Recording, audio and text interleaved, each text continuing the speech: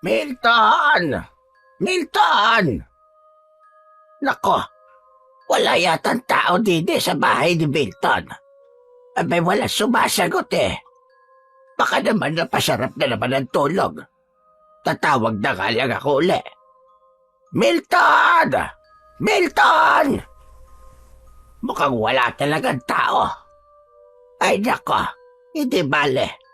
Uuwi ko na lang ito sinampalukang manok na ibibigay ko sana kay Milton. Sayang, hindi niya matitikman ang aking specialty. Nako, makauwi na nga lang. Ako na lamang ang uubos nito. Nagsawa na sa kakatawag si Aling Sebia sa kapitbahay niyang si Mang Milton dahil walang sumasagot. Kaya nagpa siya ang matanda na bumalik na lamang sa bahay niya. Subalit pagpali niya para umuwi ay siya namang dating ni Mang Milton galing sa kung saan. Muntik pa silang magkabungguan. Ganun na lamang ang gulat ni Aling Sebia. Kaya naman, ang dala niyang ulam na sinampalukang manok na nakalagay sa isang mangkok ay natapon sa muka ni Mang Milton. Aray ko! Aray ko ang init! Diyos ko naman! Naku po, pasensya na. Hindi ko sinasadya. Teka lang, at pupunasan ko ang mukha mo nitong saya ko. Yumuko ka! Dalian mo, Milton! Yumuko naman si Mang Milton upang mapunasan ni Aling Sebia ang mukha niya na natapunan ng mainit na sabaw ng sinampalukang manok. Kaya lamang ay bigla din siyang pinigilan ng matandang lalaki. Napangiwi pa ito at napasimangot dahil tila hindi nagustuhan ni Mang Milton ang kanyang naaamoy. Okay na! Ayos na ako, Sebia! Salamat na lang! Pero basa pa na sabaw ng ulam ang pisngi mo. Ipupunasan ko. Hindi na. Salamat na lang. Okay na ako. Ikaw naman kasi, ba't mo ipinaligo sa akin yung sabaw na dala mong ulam? Dangang kasi, ginulat mo ko, Milton eh. Bigla ka sumulpot sa likuran ko. Buong akala ko pa naman nasa loob ka ng bahay mo at natutulog. Abay, kanina pa ako tawag dito at walang sumasagot. Pasensya na rin, Sebia. May pinuntahan kasi ako. Hayan tuloy. Nasayang yung ulam na ibibigay ko sana sa'yo. Natapon lang. Hindi bale. Salamat na lamang, Sebia. Kahit hindi ko natikman ang dala mong ulam. Sa tingin ko masarap pa naman. Dahil kahit papano nalasahan ko. Nalasahan mo natapon nga. Di nga ba sa mukha ko natapon? Kaya nalasahan ko yung niluto mong paksiw. Anong paksiw ang sinasabi mo? Sinampalo ka nito. Hindi paksiw. Ay, ganun ba? Basta masarap. Kaya salamat dahil nag-abala ka pang hatiran ako dito sa aking bahay. Kung gusto mo, bibigyan na lang kita ulit. May konti pa naman na natira doon sa bahay Hindi na, Sebia. Baka ikaw naman ang mawala ng ulam pag nagkataon. Salamat na lang uli. Pagkatapos magpasalamat ni Mang Milton, ay pumasok na siya sa bahay niya. Si Aling Sebia naman ay umuwi na rin. Naupo ito sa upuang kawayan. Nanghihinayang siya na natapon lamang ang ulam na pinaghirapan niya na ipapatikim sana niya kay Mang Milton. Matagal na rin silang magkapit-bahay at madalas nagbibigayan ng ulam. Pareho na silang nag-iisa, subalit ang pagiging magkaibigan nila ay hanggang doon na lang. Hindi ito nagkakaroon ng mali siya. Habang nakaupo sa kawayang upuan si Aling Sebia, ay napaisip siya. Dahil kaninang pinupunasan niya ang mukha ni Mang Milton gamit ang kanyang saya, ay tila napangiwi ito at parang hindi nagustuhan ang kanyang naaamoy. Hinawakan niya ang laylayan ng kanyang saya at sinubukang amuyin yun. Biglang namula ang kanyang muka. Nakaramdam siya ng pagkapahiya dahil hindi nga pala kagandahan ang amoy ng kanyang sayang suot. Mas maasim pa sa amoy ng paksiw at mapanghi din yun. Naku po, kaya naman pala hindi maipinta mukha kanina ni Milton. Nakakahiya sa kanya. Baka kung anong isipin niya, Ay, nako naman. Hindi bale. Babawi na lamang ako sa kanya sa susunod na araw. Magluluto na lang ako ng ibang ulam at bibigyan siya. Pero bago yon, titiyakin ko na mabango ang aking amoy. Samantala, dahil gutom si Mang Milton, nagprito na lamang ito ng itlog upang maging ulam niya. Kahit paano ay nanghihinayang siya sa ibinigay sanang ulam ni Aling Sebia. Kaya nga lang, dahil sa nangyari, ay nasayang lamang yun. Kasalanan din naman kasi niya, bigla na lang siyang sumulpot sa likuran ng babaeng kapitbahay. Bigla siyang napangiti nang maalala ang pagpunas ni Aling Sebia sa kanyang muka gamit ang palda nito. Napailing na lamang siya, hindi kasi talaga kaaya-aya ang naamoy niya. Kinabukasan ay maghapong umulan, subalit pagdating ng gabi ay tumila na yon. Yun ang sandaling pinakahihintay ni Mang Milton na huminto ang ulan dahil tiyak na magpipiesta ang mga palakang bukid. Panghuhuli ng mga palaka sa palayan ang isa sa pinagkakakitaan ng matandang lalaki. Ipinagbibili niya yon sa palengke o kaya naman ay inaalok niya sa mga dati na niyang customer. Inayos na niya ang mga kailangan dalin sa panghuhuli ng palakang bukid. Flashlight, isang basket na may takip na yari sa kawayan at dala rin niya ang kanyang itak para sa anumang hayop na maaaring umatake sa kanya. Maingay ang mga palaka nang marating niya ang palayan. Wala lang tanim na palay doon dahil katatapos lamang ng anihan. Kaya malaya siya makakapanghuli ng palakang bukid na walang mapipinsalang pananim. Halos nangalahati ang basket na dala ni Mang Milton. Masaya siya dahil tiyak malaki-laki ang kanyang kikitain. Bukod doon ay may pang-ulam pa siya. Nag-iisa na sa buhay ang matandang lalaki. Balo na siya, may 5 taon na ang nakalilipas nang mamatay sa sakit ang asawang si Lumen. Hindi sila nagkaroon ng anak. Tinanggap na nila ang kapalarang yon. Naging malungkot si Mang Milton sa pagpanaw ng kanyang asawa. May nagbibiro nga sa kanya na mag-asawa na lang uli. Pero para sa kanya, sapat na yung isang asawa lang. Masaya na siyang alalahanin na lamang ang masasayang araw na kasama pa niya ang pinakamamahal niyang asawa na si Lumen. Papauwi na mula sa pangunguha ng mga palakang bukid si Mang Milton nang may marinig siyang tila umiiyak. Napahinto siya sa paglalakad. Nagpalinga-linga pa siya sa paligid upang hanapin ang pinanggagalingan ng naririnig niyang umiiyak. Lumapit siya sa isang madilim na lugar kung saan ay may malaking puno ng balete. Nakita niya roon ang isang babae na nakayuko habang umiiyak. Kinabahan si Mang Milton. Agad pumasok sa isip niya na baka isang aswang ang babaeng yon, kaya hinawakan niya ang puluhan ng itak na nasa kanyang bewang. Humanda daw talaga ang aswang na ito. Isang maling kilos lang ay may paglalagyan ito. Yun ang nasabi niya sa kanyang isip. Ineng! Ineng! Ayos ka lang ba? Abe, ano nangyayari sa'yo?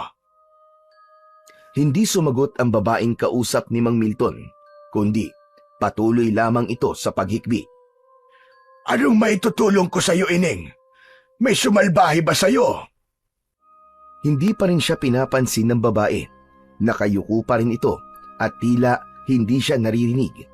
Kaya lalong kinabahan si Mang Milton. Ngunit kanina pa siya nakahanda sa kung anong maaaring mangyari. Dahil baliwala sa babaeng umiiyak ang ipinakita niyang pag-aalala at pagkabahala, kaya naisip ni Mang Milton na posibleng ito'y alagad ng dilim. Lalo na't mas piniling tumambay sa may puno ng balete, kaya nagpasya na ang matandang lalaki na umalis na lamang. Nakakailang hakbang pa lamang siya nang marinig niyang may tumawag sa kanya. Sandali lang po, Manong. Pakiusap. Huwag po muna kayong umalis. Napahinto sa paglalakad si Mang Milton. Bumalik siya sa kinaroroonan ng babae. Pasensya na po kayo kung di ako sumagot sa mga tanong niyo kanina. Hindi ko pa rin po kasi alam ang gagawin ko.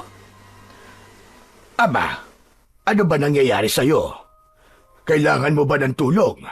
Saka, taga saan ka ba? Galing po ako sa malayong lugar. Pero hindi na po ako maaaring bumalik. Natatakot po ako. Kung ganon, wala ka matutuluyan, ganon ba? Tama po kayo, wala nga po. Kaya nga po, hindi ko po alam ang gagawin ko. Kung okay lang sa'yo, maaari ka munang tumuloy sa bahay ko. Nag-iisa lang naman ako ron. Ho?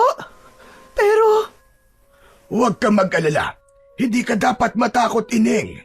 Mapagkakatiwalaan mo ko. At hindi ako masamang tao. Halika, tumayo ka riyan.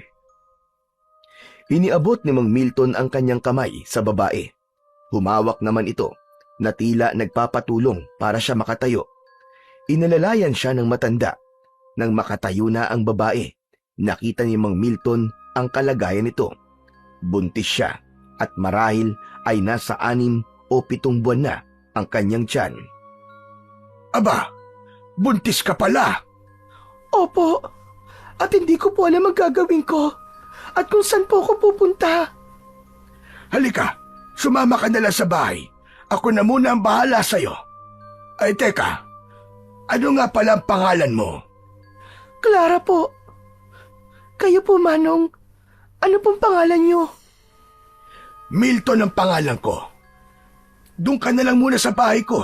Mas ligtas ka doon kesa naman sa ganitong lugar. Ramdam ni Clara ang kabutihan ng puso ni Mang Milton, kaya agad ay nagtiwala siya sa matanda. Lumakad na sila papauwi. Medyo hirap sa paglalakad ang babae na tila may iniinda sa kanyang paa, kaya nakaalalay naman sa kanya ang matandang lalaki hanggang sa makarating sila sa bahay niya. Itinabi muna ni Mang Milton ang mga nahuli niyang palakang bukid sa isang lalagyan at bukas ng maaga niya dadalhin yun sa palengke upang dalhin sa suki niyang tindera. Dahil hindi pa siya nagugutom, kaya ipinaghanda na lang muna niya ng pagkain si Clara. Buti na lang, may natira pang kaning lamig at pritong isda, kaya yon ang kanyang ibinigay sa babae upang malamnan ang tiyan ng kanyang tinulungan. O heto, kumain ka muna. Pasensya ka na rito sa pagkain na ihanda ko. Ito lang kasi ang meron ako. Okay lang po. Ang mahalaga po ay may makakain po ko.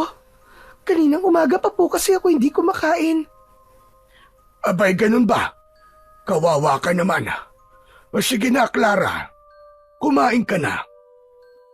Nagsali ng tubig sa baso si Mang Milton at inilagay yon sa mesa sa harap ng babae. Iniwan na muna niya si Clara upang makakain ng maayos. Maya-maya na lamang niya ito kakausapin upang tanungin ng ilang bagay na ibig pa niyang malaman. Nang tapos nang kumain si Clara at saglit na ring nakapagpahinga, ay lumapit na sa kanya si Mang Milton. Yun na nga ang sandali para makausap niyang muli ang babae na kanyang tinulungan. Hindi na nagtanong pa ang matanda, kundi kusa nang nagkwento si Clara tungkol sa buhay niya. Nalaman ni Mang Milton na biktima pala ng pangahalay si Clara. Hindi niya alam kung sino ang gumawa noon dahil may kung anong ipinaamoy sa kanya upang mahilo siya at mawalan ng malay. Saka na ginawa sa kanya ang makamundong pagnanasa ng lalaking lumapastangan sa kanya. Nang malaman naman ng lalaki na kanyang minamahal ang nangyari sa kanya at ang kanyang pagdadalang tao, sa halip na kaawaan siya at intindihin, ay pinaratangan pa siya ng pagtataksil. Saka basta na lamang siyang iniwan. Dahil ulila na sa mga magulang si Clara, wala na siyang mapupuntahan. Naghahanap siya na mapapasukan kahit kasambahay. Kaya lamang, dahil sa kanyang kalagayan, ay pinapaalis din siya hanggang nagpalaboy-laboy siya sa kung saan-saan. Magulong-magulo na ang isipan ni Clara at kung ano-ano na ang naiisip nang matagpuan siya ni Mang Milton sa ilalim ng puno ng balete. Marahil, pinag-adya ng kapalaran na mapadpad siya sa lugar na yon dahil naroon ang taong makakatulong sa kanya. Panay ang agos ng luha ni Clara nang ikwento niya kay Mang Milton ang masaklap niyang kapalaran. Tapos na ang pagkikwento niya, pero hindi pa rin matapos-tapos ang pagpatak ng kanyang mga luha mula sa kanyang mga mata. Tama na, Clara. Tahan na. Huwag ka nang umiyak. Handa kitang tulungan. Salamat po. Maraming salamat po, Mang Milton. Nag-iisa na ako sa buhay. At marahil kung nagkaanak kami ng asawa ko, baka kasing edad mo siya. Nasaan po ang asawa niyo, Mang Milton? Ilang taon na siyang patay, Ining.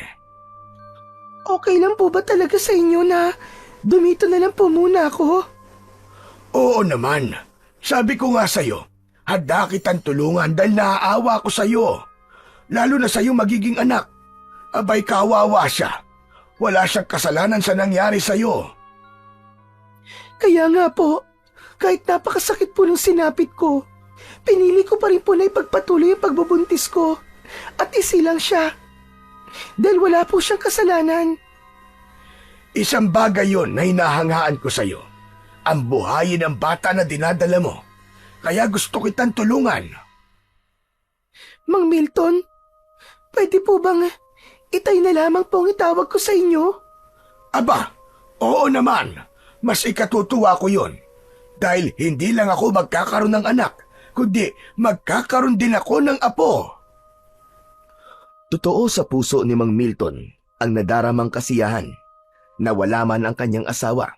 Sa pagdating naman ni Clara ay alam niyang magkakaroon na uli siya ng isang bagong pamilya. Ngunit ang kabutihang ipinakita ni Mang Milton kay Clara ay tila kwinestyon ng kaibigan niyang si Aling Sebia.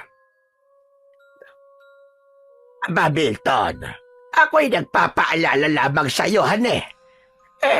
Baka babaya ipagsisihan mo yung ginagawa mong pagtulong sa babaeng yan. Alam ko naman ang ginagawa ko, Sebia. Sabi mo nga, ay nakita mo siya na naroon sa puno ng balete, di ba? Paano kung masamang nilalang yan at may plano sa'yo ng masama? Ikaw talaga matanda ka. Abay kung ano-ano na lamang ang iyong iniisip. Milton, iba na ang panahon ngayon. Yung mga kampon ng kadiliman na yan, iba-ibang ginagawang paraan para makapambiktima. Paano kung pinagpaplanuhan ka na pala ng masama ng babaeng yan? Ikaw rin. Sebia, salamat sa malasakit mo sa akin. Pero alam kong hindi gaya ng iniisip mo si Clara. Ako'y nagpapaalala lamang sa'yo dahil para din yon sa kabutihan mo.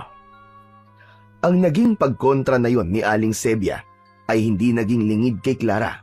Kaya nga, nahihiya si Mang Milton kay Clara.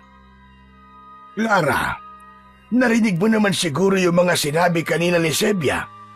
Abe, pagpasensyaan mo na lamang ang matandang yon. Naiintindihan ko po siya, Mang Milton. Lalo na't matagal na po kayo magkaibigan. Nag-aalala lang po siya sa inyo. Tsaka, alam mo iya, sa ganda mong yan, pagkakamalang kanyang isang kampon daw ng kadiliman, aba pambihira naman talaga ang babaeng yon. Pinapatawan niyo naman po ako. Totoo ang sinabi ko sa iyo, Clara. Pero, hayaan mo na lang, huwag mo na lang pansinin si Sebia. Matagal ng pakialamero yun eh. Dinoble ni Mang Milton ang sipag mula nang dumating si Clara sa bahay niya. Bilang ganti ng babae sa ipinakitang kabutihan ni Mang Milton ay siya na ang umako ng mga gawaing bahay. Sapagkat isa nga sa mga pinagkakakitaan ni Mang Milton ang panguhuli ng palakambukid sa palayan, lalo na kapag katatapos lang ng ulan ay ginagawa niya ito sa gabi. May mga pagkakataon na hindi muna tumutuloy ang matanda sa lugar ng palayan para manghuli ng palakambukid, kundi may iba pang lugar siyang pinupuntahan. Lugar na nakakubli at lihim sa ibang tao ang pagpunta niya rito. Katulad ng pagkakataong yun, muling nagtungo roon si Mang Milton. Isang nakatagong lugar yun na may matataas na puno at puno ng masukal na damo. may ilang lalaki siyang kinausap sa nasabing lugar. Tila mahalaga ang kanilang pinag-uusapan. Ng mga pagkakataong yon ay hindi lang sila basta nag-uusap, kundi meron silang pinagtatalunan. Matagal-tagal din ang naging pananatili roon ni Mang Milton. Subalit, tila hindi pa rin naging maayos ang pag-uusap nila ng mga lalaking naroon. Kaya lang, iniwan na niya ang mga ito upang magtungo na siya sa pangunguha ng palakang bukid na kanilang ipagbibili kinabukasan. Wala namang ibang gagawin si Clara, kaya minsan ay sinasamahan niya si Mang Milton sa pagbibenta sa bayan. Itay, nabili po lahat ng dala natin palakang bukid. Kinulang pa nga. May mga naghahanap pa. Para kasing karning manok din ang lasa ng karning palakang bukid, Itay. At mas mura pa. Sana sa susunod na araw ay dapat mas marami akong mahuli para mas malaki ang kitain natin. Siya nga pala, Clara. Bago tayo umuwi, ay dadaan muna tayo sa tindahan ng mga damit. Bakit po, Itay? Para naman na madagdagan ang mga damit mo. Iilang piraso lang kasi. Okay na po sa akin yung mga lumang damit ng asawa nyo. Maayos pa naman po. Pero lumang-luma na ang mga yun. Kailangan mo yung bago. Para kapag may pupuntahan ka, may maayos ka namang maisusuot. Saka, bibili na rin tayo ng ilang gamit ng magiging apo ko. 1 buwan na lamang manganganak ka na, hindi ba? Nakakahiya naman po kasi sa inyo, Itay Milton. Ay nako, hindi ka na dapat mahiya sa akin. Saka di ba, tatay mo ko at apo ko yung isisilang mo. Kaya ang gusto ko sa apo ko ay meron siyang magagandang damit paglabas niya. Sige po, Itay. Kayo po ang bahala. Maraming salamat po ulit sa inyo. Hindi na kumontra pa si Clara sa gusto ni Mang Milton. Wala pa naman ang kanyang anak ay ramdam na niya ang pagmamahal dito ng matanda. Kaya alam niya ngayon pa lang na napakapalad ng kanyang anak dahil may makakagisnan na yung lolo. Si Mang Milton ang pumili ng mga kailangan ni Clara sa panganganak. Nag-iipon na sila ng gamit para bago pa magsilang ang babae ay kumpleto na ang mga kailangang gamit. Lumipas pa ang mga araw hanggang sa sumapit na nga ang pagsisilang ni Clara sa kanyang anak. Ano? Ano bang nararamdaman mo, Clara? Sobrang sakit na po ng tiyan ko, Itay Milton. Parang manganganak na po yata ako. Aray! Aray ko! Lang, sandali. Huwag ka munang manganganak. Tatawag lang ako ng hilot. Sandali lang, Clara. Bago pa tumawag ng hilot si Mang Milton, ay inayos na niya ang higaan ni Clara. Saka nagmamadaling lumabas ng bahay ang matanda upang puntahan ang hilot na may 1 kilometro rin ang layo mula sa bahay niya. Bago pa dumiretso sa bahay ng hilot si Mang Milton, ay sumaglit siya sa bahay ni Aling Sebia. Nakiusap na tignan si Clara habang hindi pa siya dumarating. Pumayag naman si Aling Sebia sa pakiusap ni Mang Milton. Pinuntahan niya si Clara. Hindi ko na po kaya, Aling Sebia. Lalabas na po yata ang sanggol. Aray ko! Nako, wag na muna, Clara. Hindi naman ako kumatrona. Paano ba ito? Hindi ko rin alam ang gagawin ko. Dahil hindi naman ako nagkaroon ng anak. Hindi ko na po talaga kaya. Isang mahabang ire ang pinakawalan ni Clara. Lumabas ang sanggol, kaya natataranta si Aling Sebia sa dapat niyang gawin. Pero kailangan niyang tulungan ang nanganganak na si Clara. Kumuha siya ng lampin at binalot doon ang sanggol. Naku po, Milton, nasan ka na ba? Bakit wala ka pa? Ang tagal-tagal mo naman. Lumabas na ang apo mo. Aling Sebia! Aling Sebia! Ano po ang anak ko? Lalaki, Clara. Isang malusog na sanggol na lalaki ang anak mo. Lalaki po ang apo ni Itay Milton. Jack na matutuwa si Milton nito. Alam kong lalaki ang gusto niyang maging apo. Aling Sebia. Aling Sebia. Gusto ko na pong matulog. Pagod na po ako. Teka, sandali lang, Clara. Huwag ka na munang matulog. Bawal ka pang matulog. Mamaya na lang. Saka darating na ang Itay Milton mo kasama ang kumadrona para asikasuin itong anak mo. Antok na po ako, Aling Sebia.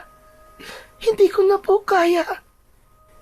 Hindi na napigilan ni Clara ang antok at pagod, kaya ipinikit na niya ang kanyang mga mata. Nako po, natulog na nga.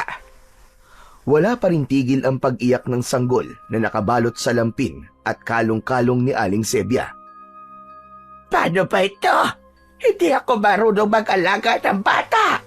Tigil na, baby. Tahan na. Darating din ang lolo Milton mo. Lumipas pa ang mga oras bago dumating sina Milton at kasama nito ang kumadrona. Sebia! Sebia, ano nangyari? Diyos ko, kabatanda ka. Pagkatagal-tagal mo. Nanganak na siya. Heto ang apo mo. Salamat naman at tumigil din sa pag-iyak. Abay, hindi ko na talaga alam ang gagawin ko. Hindi pa naman ako nagkaroon ng anak kahit kailan.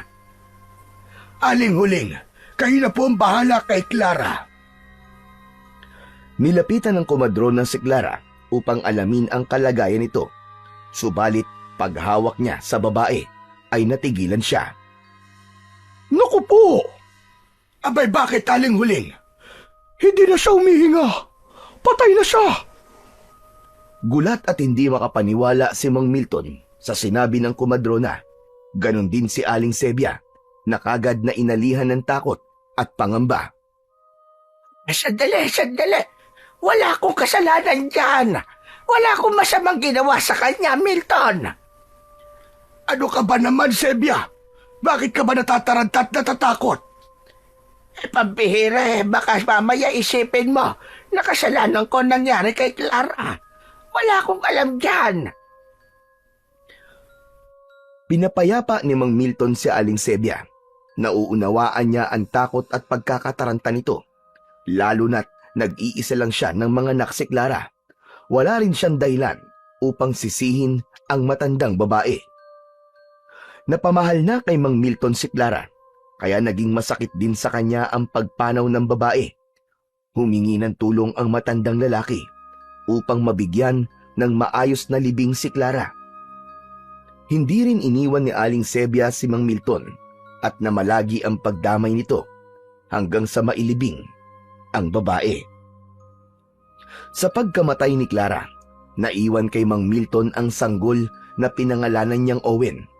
Siya ang tuwirang nag-alaga, nagbigay ng pangangailangan. At dahil nagtatrabaho din si Mang Milton, kaya may mga pagkakataon na pinakikiusapan niya si Aling Sebia na mag-alaga kay Owen. Pasensya ka na, Sebia. Meron kasi akong pupuntahan at hindi ko maaaring isama si Owen. Baka mahirapan lang ang bata at magkasakit pa. Ay, huwag kang mag-alala, Milton. Ako na muna bahala dito sa apo mo. Oo, Owen. Dito ka na muna sa lola Sebia mo, ha? Hindi kasi kita maaaring isama. At saka, marami pa akong gagawin. Nakatingin lamang ang sanggol na si Owen kay Mang Milton. 7 buwan na ang bata at naggagapang na rin at may kalikutan, kaya kailangan talaga ang tuwirang titingin dito. Yung pamalit niyang damit, lampin at saka yung gatas ay narito sa loob ng bag, Sebia. Ako na bahala dyan, Milton. Sige na, umalis ka na at makatanghaliin ka sa lakad mo. Salamat. Hayaan mo. Pipilitin kong makauwi kagad bago pa dumilim. Ano ka ba naman, Milton? Okay lang kahit gabihin ka. Huwag mong alalahanin si Owen. Magiging okay siya. Saka nawiwili rin ako mag-alaga dito sa apo mo. Alam mo namang hindi ako nagkaapo, hindi ba? Kaya parang apo ko na rin siya. Dahil may tiwala at palagay ang loob ni Mang Milton kay Aling Sebia, kaya alam niyang hindi nito pababayaan ang bata, kaya nakakatiyak siya na maaalagaan mabuti ang apo niya. Matulin pang lumipas ang mga taon, napagtiyagaan ni Mang Milton na alagaan at ibigay ang pangunahing pangangailangan ni Owen. Naging katulong niya sa pangangalaga si Aling Sebia. Lumaking mabait, subalit may kakaulitan at matalino ang batang si Owen. May kasipagan din ang bata at nagiging katuwang ni Mang Milton sa kanyang mga gawain, lalo na sa panguhuli ng mga palakang bukid na kanyang pinagkakakitaan. Sa edad na 10 taon ay malaking tulong na ang bata sa kanyang Lolo Milton. Lolo Milton, tingnan niyo po oh. Tingnan niyo po yung nahuli kong mga palakang bukid. Sandali po, tatanggalin ko lang po ang takip nitong timba. Aba, marami-rami yan ah. Opo, Lolo. Marami po kasi dun sa pinuntahan ko eh. Grupo-grupo po sila. Naku, kung makikita niyo po, tumpok-tumpok po talaga yung mga palaka. Siguro po, magkakaibigan po sila yung para pong magtotropa po tas nakatambay po sila dun. Siguro nga. Pero dapat mag-iingat ka lagi sa panguhuli ng palakang bukid ha. Pagkain din kasi to ng mga ahas. Pero Lolo, wala naman po akong nakikitang ahas dun eh. Baka po, takot po sila sa akin. Lokong batang ito. Ba't naman matatakot sa ang ahas? Kasi po, lagi rin po ako may dalang itak eh. Tsak, tagpas po ang ulo niya kapag tinuklaw po niya ako. Ikaw talagang bata ka. Dinadaan mo palagi sa yabang. Lolo, hindi po yun pagyayabang no. Talagang kaya ko nga pong tagpasin ang ulo ng ahas kung makikita ko po siya. O sige na. Naniniwala na ako sa iyo. Mabuti pa siguro umuwi na tayo. Okay na itong nahuli kong palakang bukid. Sige po Lolo, para makapagpahinga na rin po kayo. Marami-rami naman na itong nahuli kong mga palakang bukid. Kaya bukod po sa may maiulam na tayo, meron din po tayong pambenta. Owen, apo, hindi ka ba nagsasawa na laging palakang bukid ang ulam? Hindi naman po Lolo. Kasi po, iba-iba naman po ang ginagawa niyong luto eh. Minsan prito, o kaya ginataan, o kaya tinola. Kaya di po ako nagsasawa. Walang sinabi ang karning manok sa sarap ng karning palakang bukid, Lolo. Lumaki si Owen na katulad ng pangkaraniwang bata. Nakikipaglaro kasama ang mga kagaya niya. Isa sa pinakamalapit sa kanyang kaibigan ay si Kokoy. Ikaw talaga, Owen, oh. Ang tagal-tagal mong dumating. Kanina pa kita hinihintay para magpalipad tayo ng saranggola eh. Eh may ipinagawa pa kasi sa akin si Lolo Milton eh. O ayan ka na naman. Ang dami-dami mo na namang palusot. Hoy, ano ka ba, Kokoy? Totoo yung sinasabi ko, no? Tinutulungan ko pa nga si Lolo Milton sa mga trabaho niya eh. Minsan kasi, sumasakit na yung rayuma niya sa tuhod. Mahal na mahal mo talaga ang lolo mo eh, no? Oo naman, lolo ko yun eh. Pero Owen, totoo ba? Ang alin, Kokoy? Hindi mo raw tunay na lolo si Lolo Milton? Oo, Kokoy, tama ka. Totoo yun. Saka, hindi rin yun itinago sa akin ni Lolo. Pero kahit hindi niya ako tunay na apo, mahal na mahal ako ng Lolo Milton ko. Kung sa bagay, nakikita ko naman yun eh. Lahat ng gusto mo, binibigay niya. Nung nag-birthday ka nga, nung ika-10 birthday mo, ang dami mong handa. Oo, madami talaga. Daming handang pritong palakang bukid. Ayos nga yun eh. Ang sarap nga eh. Ang dami ko kayong nakain ng birthday mo. Eh malakas ka naman talagang kumain eh. Kaya nga, ang taba mo na, Kokoy eh. Hoy, grabe ka naman sa akin. Malusog lang ako, Owen, no? Tara na nga, magpunta na tayo sa may burol. Mas malakas ang hangin doon para makapagpalipad na tayo na saranggola. Dami-dami mo nakikita. Puno ng kasiyahan ang kabataan ni Owen. Lumaki man siya na walang ina at walang ama. Subalit, sobra-sobra naman ang pagmamahal na inuukol sa kanya ni Mang Milton na tumayong tatay, nanay at lolo ni Owen. Nag-iisa sa bahay si Mang Milton dahil nakikipaglaro ang apo kasama ang kaibigang si Kokoy. Nang may dumating na hindi inaasahang panauhin ng matanda na ikinagulat niya. Anong kailangan mo? Ba't nandito ka?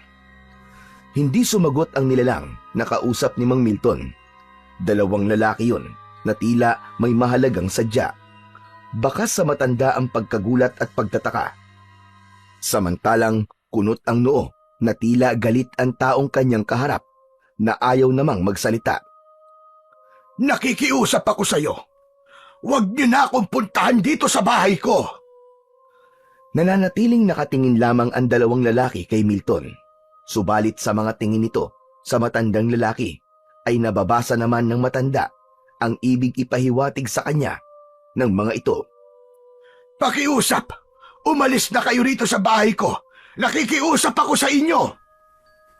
Hindi pa rin umalis sa pagkakatayo ang dalawang lalaki. Sige na. Pupunta na lamang ako sa tagpuan. Ayokong pag-usapan dito kung ano man ang pakay nyo. Pangako darating ako.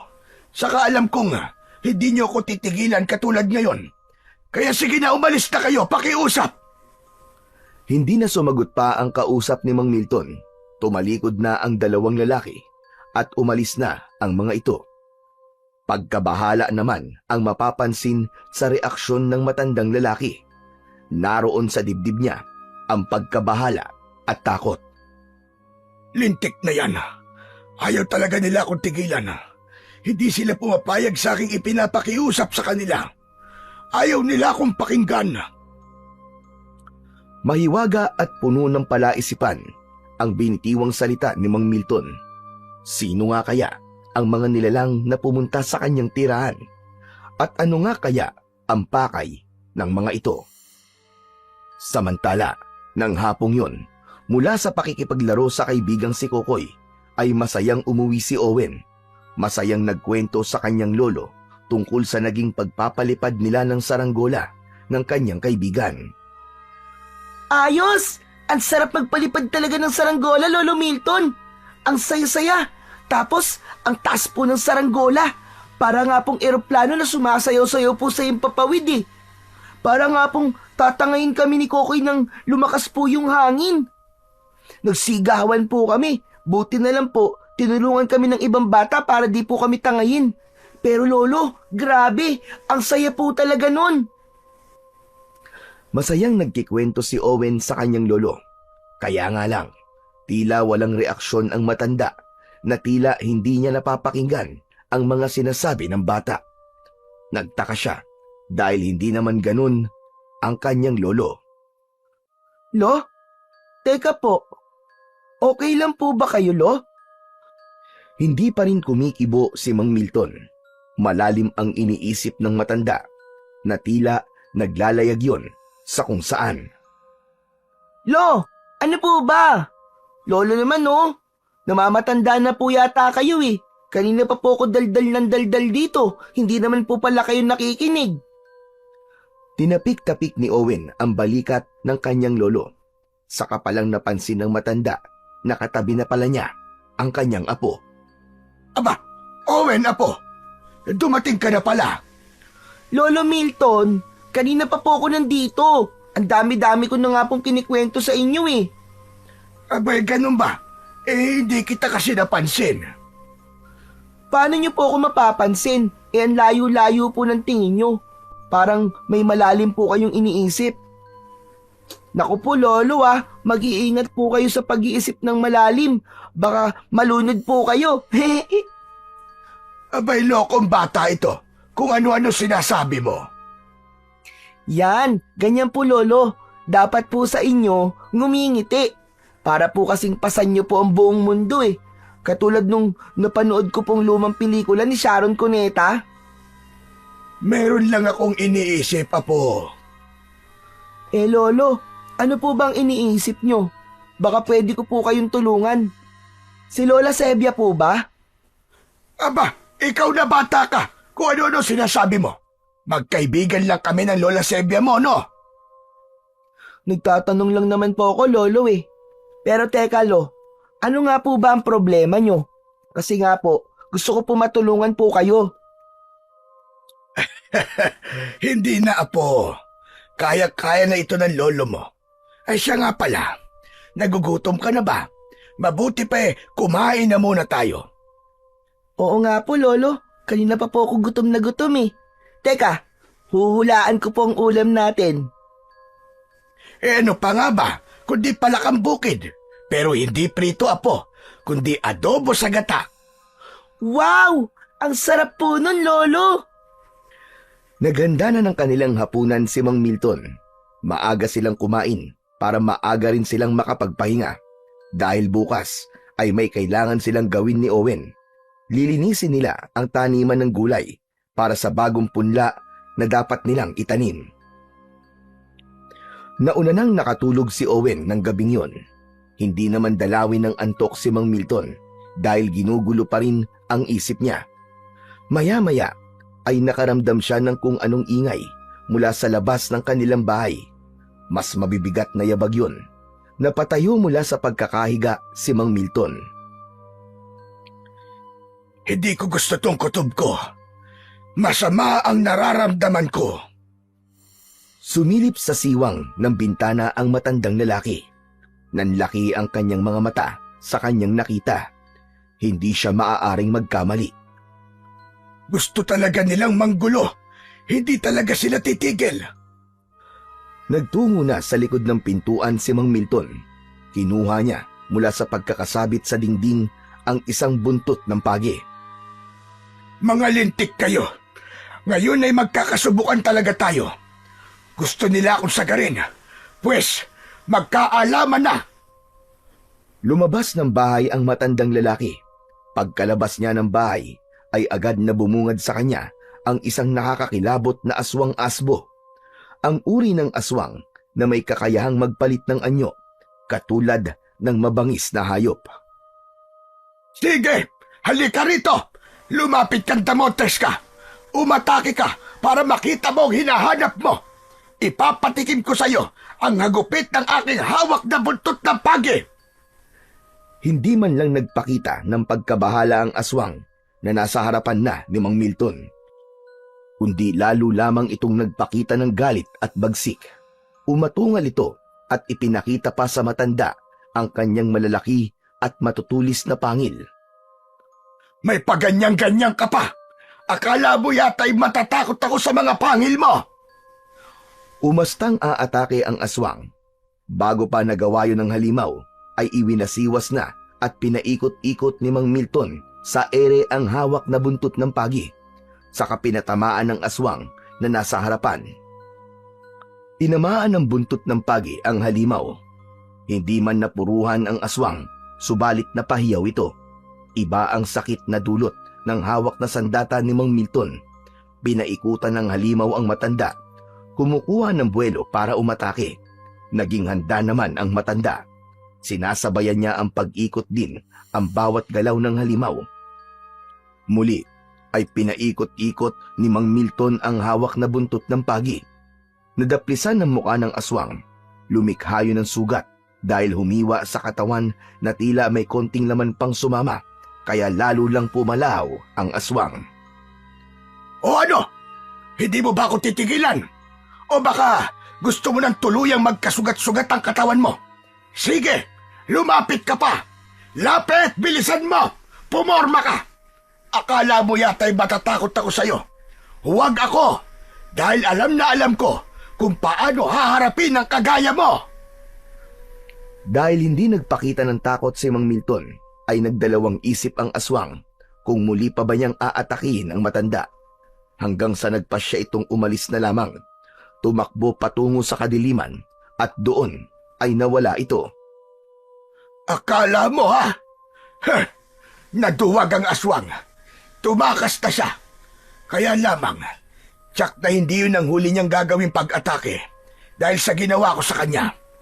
Tsak na mag-iipon siya ng lakas at malamang sa pagbabalik niya, mas marami na siyang kasama. Bumalik na sa loob ng bahay si Mang Milton.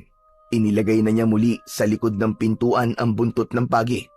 Babalik na sana siya sa kanyang higaan nang makita niyang gising na ang apo niyang si Owen. Lo? Lo, saan po kayo galing? Sa labas, apo. Ganitong oras po, lumabas pa po kayo, Lo? Ay, may inasikaso lang ako sa labas, iho. Ano po yun, Lo? Ay, nako. Ikaw talagang bata ka. Ang dami-dami mong tanong. Lolo naman eh. Gusto ko lang naman pong malaman. Sige na, sige na. Matulog ka na uli. Ako'y babalik na rin sa pagtulog. Hindi na po ako inaantok, Lolo eh. Saka, kanina po parang may narinig po akong ingay sa labas. Ano po ba yun? Para pong may nag-aaway eh. Baka naman guni-guni mo lamang yon, apo. Ayaw ni Mang Milton na guluhin ang isip ni Owen, kaya hindi na lamang niya sinabi kung ano bang nangyari sa labas ng bahay nila. Laking pasasalamat din niya na hindi inalam ng bata ang pinagmulan ng narinig niyang ingay. Nang sunod na araw, ay nagkausap sina Aling Sebia at Mang Milton.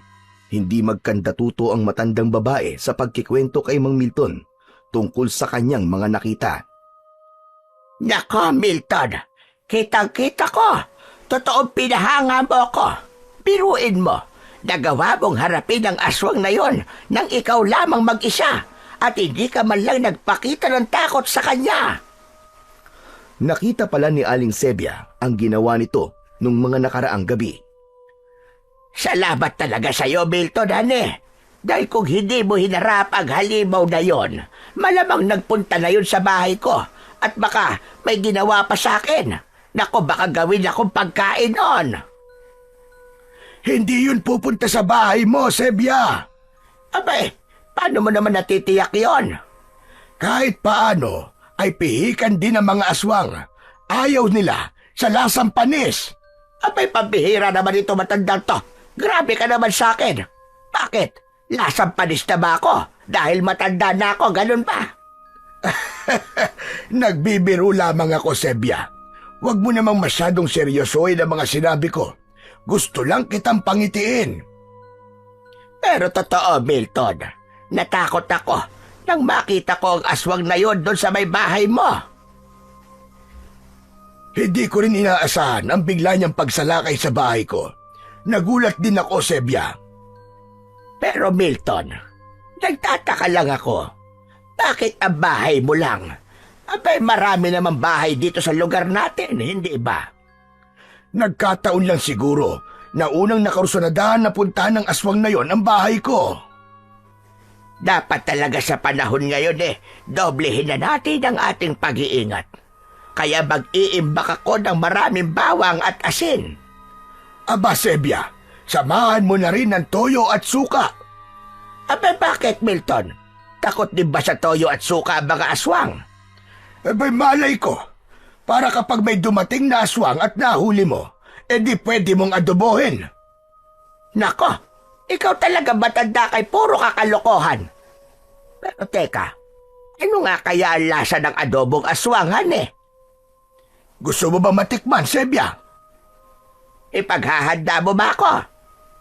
Kung gusto mo ba, para sa susunod na may umataking aswang, ay huhulihin ko na at iaadobo ko para makatikim ka na. Likas na kina Mang Milton at Aling Sebia ang magbiruan. Matagal na rin silang magkakilala at magkapitbahay, kaya alam na nila ang ugali ng isa't isa. Samantala, mula nang umatake ang aswang asbo sa bahay ni Mang Milton, ay madalas hindi na makapagtulog ang matandang lalaki. Lagi siyang nag-aalala para sa kanila ng apong si Owen. Kanina pa tulog na tulog ang bata. Napagod sa pagtulong sa kanyang lolo sa mga gawaing bukid, pati na rin sa pakikipaglaro kay Kokoy. Ang totoo'y hindi inuobliga ni Mang Milton na tulungan siya ng apo sa mga gawain niya. Sadyang may kusa ang bata. Marunong siyang makiramdam, kaya alam niya kung kailan siya dapat tumulong sa kanyang lolo. Pinagmamasdan ni Mang Milton ang apo niya habang natutulog. Naisip niya na napakabilis talaga ng panahon. Parang kailan lang nang iwan si Owen ng inang si Clara na namatay sa panganganak. Sa simula ay nahirapan si Mang Milton kung paano palalakihin ang bata. Subalit ngayon ay malaki na ang pakinabang niya kay Owen. Napabuntong hininga siya habang nakatingin sa natutulog na bata. Hindi man niya ito kadugo, subalit hindi matatawaran ang pagmamahal niya rito. Kaya may kung anong kumukurot sa dibdib ng matandang lalaki kapag naiisip niya ang tungkol sa kanyang pinaplano. Magiging mahirap at magiging napakasakit nun sa kanya. Hanggang mabilis na natapos ang buong araw. Oh, Apo, akala ko'y nakabihis ka na. Lolo, paano po ako magbibihis? Wala pa po kayong sinasabi sa akin eh. Di nga ba sabi ko sa'yo, aalis tayo. Oo nga po, pero hindi niyo pa naman po sinasabi kung saan po tayo pupunta. Saka ko nasasabihin sa'yo, Apo. Sige na, magbihis ka na. At kailangan na nating umalis para hindi tayo gabihin. Sige na nga po. Kasi naman si Lolo Milton ayaw sabihin sa akin kung saan pupunta eh. Gusto pa yata niya surprise eh. Tama ka, Apo. Gusto ko talaga'y masorpresa ka. Siguro po may pupuntahan tayong party no. Gusto ko po yun, Lolo. Ayos po yun. Tapos maraming handang pansit, ice cream at saka cake. Wala akong sinabing ganyan. Mamaya, maghanap ka ng ganyang pagkain sa lugar na pupuntahan natin. Tinulungan na lamang ni Mang Milton ang apo upang makapagbihis ito, upang mapabilis ang pag-aayos ng bata. Ilang saglit pa ang lumipas at nakahanda na si Owen. May nakausap ng tricycle si Mang Milton na naghatid sa kanila sa bayan. Mula sa bayan ay sumakay muli sila ng jeep para sa mismong lugar na kanilang pakay. Lolo, mukhang malayo po ang pupuntahan natin ah. Hindi naman, Apo. Sakto lang. Lolo, saan po ba talaga tayo pupunta? Malalaman mo rin mamaya. Kung gusto mo, matulog ka muna dahil malayo-layo rin naman ang biyahe natin. Hindi na po, Lolo. Hindi naman po ako inaantok eh. Saka gusto ko po kasing gising ako kapag nasa biyahe po ako para nakikita ko po yung mga dinadaanan po natin. Ay nako, Apo nga kita. Kasi ganun din ako. Mas gusto kong nakikita ang bawat lugar na dinaraanan ng sasakyan. Umabot din ng mahigit 1 oras ang naging biyahe ng maglolo, sakay ng pampasaherong jeep. Naglakad pa ang maglolo patungo sa mismong lugar na kanilang pakay. Gumalagala ang paningin ng bata. Napapakunot ang noo niya habang binabagtas ang sementadong daan. Hanggang sa huminto ang maglolo sa harap ng isang napakalaking gate. Nagdoorbell si Mang Milton at isang lalaki ang nagbukas ng malaking gate. Kanina pa po kayo hinihintay ni Madam. Ganun po ba? Sumunod po kayo sa akin. Walang imik si Owen habang naglalakad na nakahawak sa kamay ng kanyang lolo Milton. Napapahigpit ang hawak ng bata sa kamay ng kanyang lolo. Hindi pa rin maintindihan ni Owen bakit sa ganung lugar sila nagpunta ng kanyang lolo. May pangamba na bumangon sa dibdib ng bata. Tahimik naman si Lolo Milton na pakiramdam niya'y nagiging mabigat ang kanyang paghakbang sapagkat ang totoo'y hindi rin niya gusto ang kanyang gagawin. Subalit yun ang alam niyang nararapat. Isang matabang babae ang humarap kay Mang Milton. Humamay ito sa kanya na nagpapahiwatig na nagkausap na sila nito bago pa ang pagpunta nila doon ni Owen. Ang babaeng kausap ni Mang Milton ang siyang nagpapatakbo ng lugar na yon. Isa itong bahay ampunan. Doon isinama ni Mang Milton ang kanyang apo. Ipapaampon ni Mang Milton si Owen. Ang naging paliwanag at dahilan ng matandang lalaki sa namamahala sa center ay hindi niya na kayang buhayin pa ang bata. Matanda na siya at may sakit, kaya kailangan ni Owen ang lugar kung saan ay maaalagaan ito at magiging komportable. Dito po sa center ay magkakaroon na maraming kaibigan si Owen. Hindi pa lang kasi niya nakikita ang ibang bata dahil nasa loob pa po sila at nag-aaral. Oras kasi ngayon ng kanilang pag-aaral. Lolo, ayoko po dito. Lolo, umuwi na po tayo. Ang gusto nga lang ng lolo mo ay dumito ka. Mas maaalagaan ka rito, iho. Hindi ka sasala sa oras ng pagkain. Basta ayoko po dito, Lolo. Okay na po sa akin ang prito at adobong palakang bukid. Kahit yun po lagi ang pagkain ko, ayos na po sa akin. Basta kasama ko po si Lolo Milton. Mang Milton, mukhang mahihirapan po kayong iwan dito ang bata. Mama, Hindi po. Saka nag-usap na tayo. Makabubuti kay Owen kung mananatili siya rito. Mas ligtas siya at makapag-aaral pa siya. Lolo, ayoko po dito. Tara na po, umuwi na po tayo. Saka maglalaro pa po kami bukas ni Kokoy eh. Magpapalipad pa po kami ng saranggola. Mabigat sa loob ni Mang Milton ang eksenang yon sa loob ng opisina ng bahay ampunan. Tila nagbabara ang kanyang lalamunan, lalo na't nakikita niyang nagsisimula ng umagos ang luwa sa mga mata ni Owen. Ayaw na ayaw nitong magkahiwalay sila. Kailangan tatagan ni Mang Milton ang loob niya. Hindi niya dapat ipakita sa bata ang kanyang kahinaan. Owen, maiiwan ka na rito. Desisyon ko yon at hindi na magbabago. Agad na umagos ang luha sa mata ni Owen. Umiiwas na tumingin si Mang Milton sa bata. Hindi niya kayang makita ang pag-iyak nito. Kaya lang, ramdam na ramdam sa boses ng bata ang sakit ng kalooban. Lolo Milton, akala ko po ba't sabi niyo mahal niyo po ako? At hindi po tayo mag-iiwalay. Pero bakit ngayon po iiwan niyo po ako dito? Bakit gusto niyo po akong ipamigay dito sa ampunan? Ayaw niyo na po ba sa akin? Oo, ayoko na sa'yo. Matigas ang ulo mo. Hindi po totoo yan, Lolo. Hindi po ako naniniwala. Nagjo-joke lang po kayo, hindi po ba? Loko ka ba? Bakit ako magjo-joke? Hindi joke yon. Talagang ayaw ko na sa'yo. Hindi po totoo yan. Nagsisinungaling lang po kayo, hindi po totoo yan. Totoo yon. Ayoko na sa'yo. Dahil matigas ang ulo mo. Hindi mo ako sinusunod. Wala kang ginawa, kundi lagi na lamang maglaro.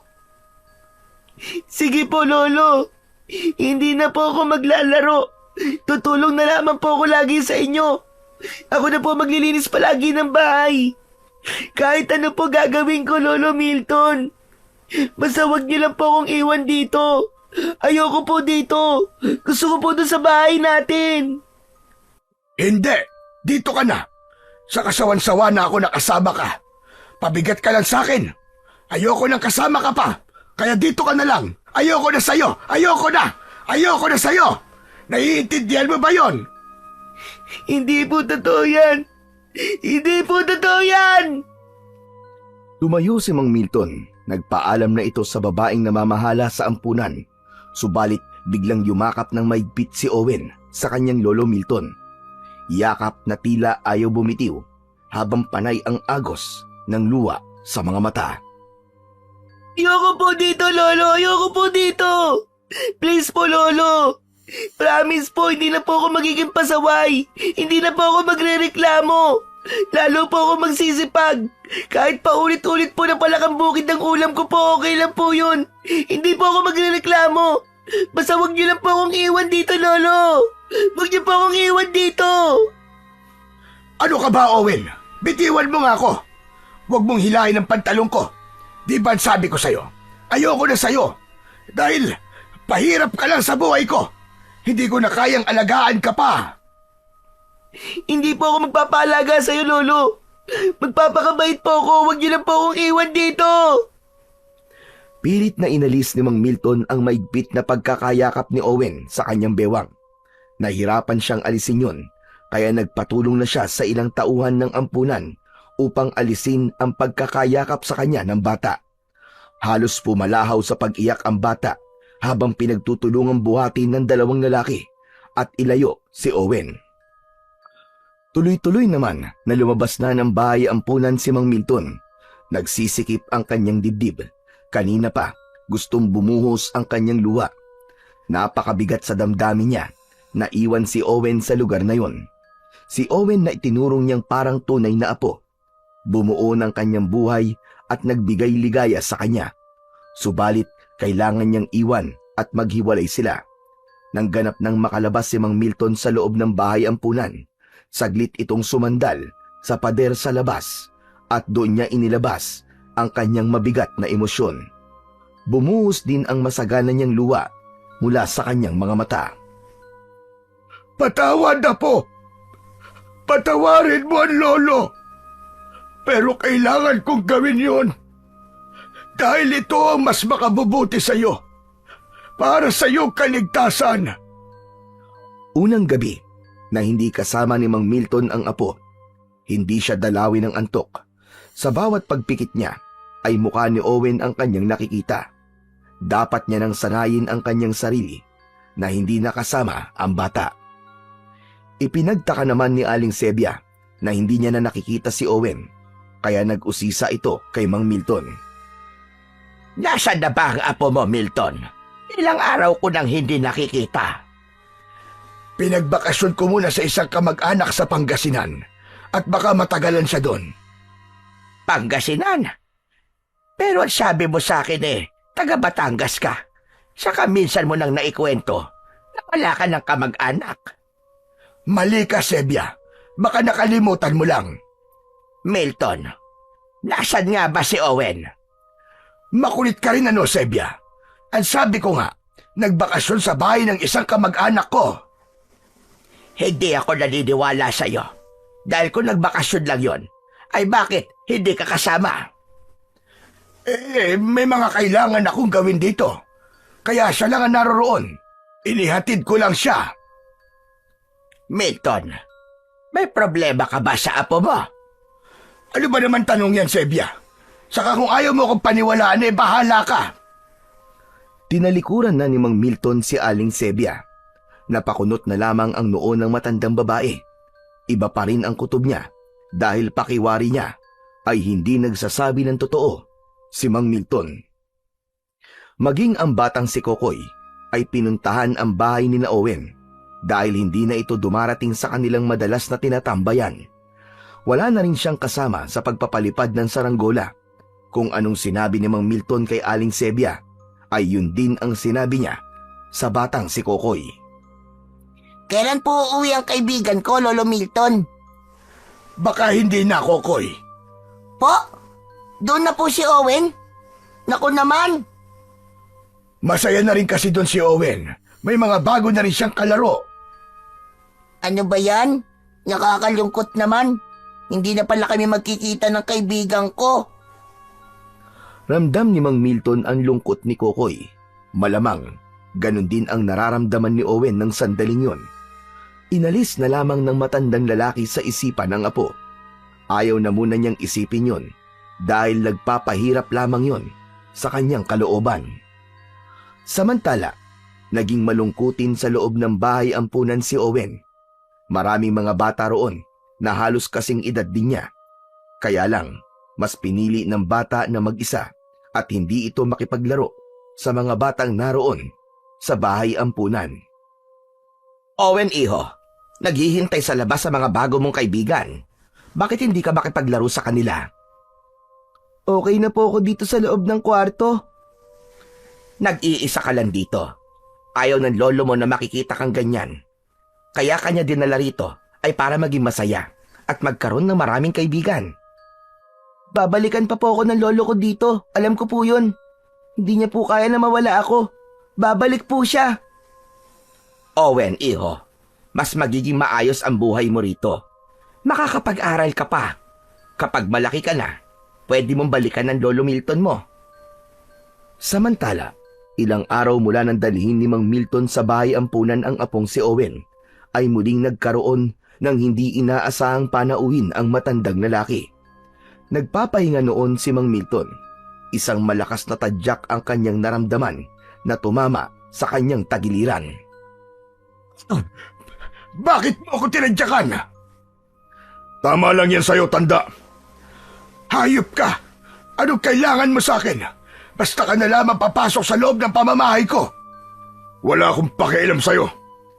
Sabi ko, lubayan niyo na ako. Pabayaan niyo na ako sa buhay na gusto ko. Hindi pwedeng mangyari yon, tanda. Dahil kailangan mo sundin at gawin ang batas na ipinatutupad sa ating lahi. Hindi mo maaaring takasan ang iyong pagiging aswang. Kinalimutan ko na yon. Matagal na panahon nang pinatulog ko sa aking pagkatao ang pagiging aswang mula nang mamatay ang asawa ko. Dahil yun ang ipinangako ko sa kanya. Naiiwan ko na ang dati kong masamang ginagawa at magbabago na ng tuluyan. Sabi ko sa'yo, hindi mo basta-basta matatakasan ang lahing pinagmulan mo. Dahil aswang ka pa rin, nasa dugo mo ang pagiging aswang. Himala na lamang ang maaaring makapagpaalis niyan sa katauhan mo. Ayoko nang pumatay ng tao. Ayoko nang tumikim ng kahit na anong magpapaalala ng pagiging aswang ko. Kaya ba mas gusto mong pagyagaan na lamang ang mga karne ng palakang bukid? Hindi ka ba nagsasawa at nasusuka sa kakakain ng palakang bukid? Masarap pa rin ang dugo at laman loob ng tao. Magpapabata sa'yo, magpapalakas na katawan mo.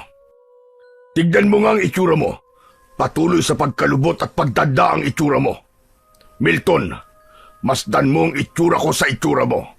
Ako matipuno, malakas. Ikaw naman, nanghihina at nangungulubot na. Tama ka. Subalit may katiwasayan ang isipan ko ngayon. Kalokohan yung sinasabi mo. Boring at ang lungkot ng buhay mo, Milton. Masyado ka lamang nagpaloko sa asawa mo. Naging sunod-sunuran ka sa kanya. Kaya pati pagiging laing aswang mo, tinalikuran mo, gayong aswang ka pa rin. Wala kang pakialam sa buhay na pinili ko, Gardo. Nasaan ang bata? Anong ginawa mo sa kanya? Saan mo siya dinala? Hindi mo na kailangan malaman. Inalis ko siya rito para iligtas sa mga katulad mo. Talagang mas gusto mo pa mapahama ka kaysa ang isuko sa amin ang batang alaga mo. Dahil hindi ako papayag na gawin yung alay ang apo ko. Matagal ko siyang inalagaan at iningatan para lang kunin nyo at gawing alay. Dahil siya ang hinihingi ng ating Panginoon, ang Panginoon ng dilim, isang sariwan dugo. Bakit si Owen pa? Marami namang iba dyan. Pihi ka ng Panginoon ng dilim. Siya ang pumipili at kailangan sundin ang gusto niya. Hindi siya dapat nabibigo sa anumang naisin niya. Isa yun sa maigpit na dahilan ni Mang Milton kung bakit kailangang ilayo niya si Owen, kung bakit pinili niyang mahiwalay sa kanya ang bata upang maprotektahan niya ito mula sa tangka ng kampon ng kadiliman. Nais nilang gawing alay si Owen, bagay na hinding-hindi hahayaang mangyari ni Mang Milton.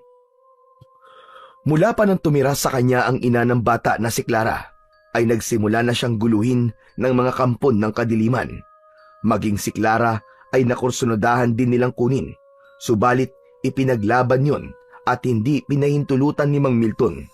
Yun nga lang, nawala pa rin siya pagkatapos na isilang si Owen. Bukod sa nais gawing alay si Owen ng mga kampon ng dilim, ay hindi rin kaya ni Mang Milton na ipaalam sa kanyang apo ang tunay niyang katauhan, ang pagiging isa niyang aswang-asbo. Lalong hindi rin niya gustong isalin sa bata ang kanyang pagiging aswang, dahil alam niya kung ano ang hirap na maaaring pagdaanan. Nawawala ang kapayapaan, nagiging alipin ng kasamaan, at laging may ligalig ang buhay. Ilan lamang yon sa ayaw niyang maranasan at mangyari sa kanyang apo, kaya kahit napakasakit sa kanya, ay pinili niyang ilayo na lang si Owen, sapagkat ang hangad niya para sa bata ay isang normal at tahimik na buhay. Mula nang tumira si Owen sa bahay ampunan, ay wala siyang ibang iniisip kundi ang kanyang lolo Milton. May mga pagkakataon na umiikot siya sa kabuang paligid ng ampunan, nagmamasid at inaalam ang lugar na maaari niyang daanan. Sadyang hindi mapalagay si Owen, ang nais niya'y makatakas doon upang bumalik sa kanyang lolo. Samantala, naging palaisipan naman kay Aling Sebia ang mga ikinikilos ni Mang Milton, ang madalas nitong pagiging balisa at ang pagkakaroon ng mga taong pumupunta sa bahay nito na dati naman ay walang dumadalaw. Kaya nang minsang makasalubong niya sa daan ang matandang lalaki, ay hindi na napigilan pa ni Aling Sebia ang mag-usisa. Magandang araw sa iyo, Milton. Kumusta ka na nga pala? Para namang napakalayo ng bahay mo sa bahay ko. Madalas naman tayo nagkikita. Oo nga, pero halos hindi na tayo nagkakausap. Mula kasi nang hindi mo nakasama si Owen Parang nagi kang abala. Saka, may mga taong pumupunta sa inyo. Mga kakilala ko lang ang mga yon. May tinatanong lang sa akin. Buong akala ko ay wala ka baga kaibigan. Kwan, kailan ko lang din sila nakilala. Sige na, Sebia. May kailangan pa akong gawin. Milton, talaga bang ayos ka lang? Oo naman, ayos na ayos lang ako. Bakit mo na itanong? Baka kasi kailangan mo ng tulong. Ako bilang kaibigan at kapitbahay ay nandito lang lagi. Napangiti na lamang si Mang Milton at nagpasalamat sa ipinapakitang pag-aalala at pagmamalasakit sa kanya ni Aling Sebia. Pero siya man ay nababahala dahil baka pati ang kanyang matandang kapitbahay ay madamay sa problema niya ngayon sa mga nilalang ng dilim na nanggugulo sa kanya. Tila ayaw talagang tigilan ng mga kampo ng dilim si Mang Milton. Pilit na hinahanap sa kanya ang apong si Owen na itinago niya sa ampunan. Wala pa rin bang apo mo, Milton? O wala ka talagang planong isuko siya, gaya ng nais ng Panginoon ng Kadiliman? Sabi ko naman sa iyo, Gardo, huwag na si Owen. Hindi ka na makakatanggi pa. Hindi mo maaaring biguin ang ating Panginoon. Iba kasi nararamdaman ng ating pinuno sa batang pinalaki mo. Kaya siya nais niyang maging alay. Teka, Gardo. Kung ako na lang kaya ang gawin yung alay, wag na ang apo ko. Ano sabi mo? Gusto mong pagtiyagaan ka ng ating Panginoon? Laso ng dugo mo para sa lahing aswang. Sa kakalahi ka namin. Pareho ang dugo natin. Gaya ng nasabi ko na, hindi ko maaaring maisuko ang aking mahal na apo. Mas mahal mo pa ba siya kaysa sa ating Panginoon? Yung bang ibig mong mangyari? Baka iniisip mo na dahil tumututol ka ay matatapos na ron ang lahat.